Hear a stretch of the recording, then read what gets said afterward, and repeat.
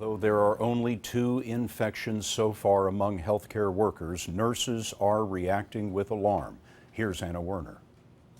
This month has been a nightmare, frankly, for the nurses across the nation. On a conference call this afternoon with more than 11,000 healthcare workers, the largest union of registered nurses said the infection of the 2 Dallas nurses showed just how vulnerable these frontline workers are to exposure. Zenny Cortez is a union vice president. We don't have the background of what to look for in a patient who would walk into our hospitals. And so we, as registered nurses, are very much outraged with what's going on. This could have all been prevented. We are the nurses! National Nurses United has been staging protests calling for more training and better protective gear since the summer.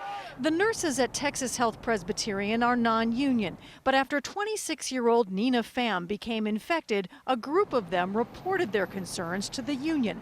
The nurses allege there was no specific treatment protocol in place. Thomas Duncan was left in a public area with other patients for several hours.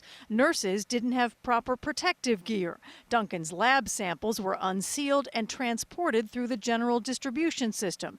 And nurses who treated Duncan were able to interact with other patients. The health and safety of our patients and employees remains our highest priority.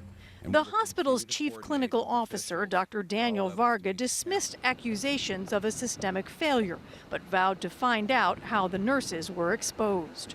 We're looking at every element of our personal protective equipment and infection control inside the hospitals. We don't have an answer for this right now. The nurses union sent a letter to the president. Scott, they want hazmat suits, respirators, and continuous Ebola treatment training. Anna, thank you.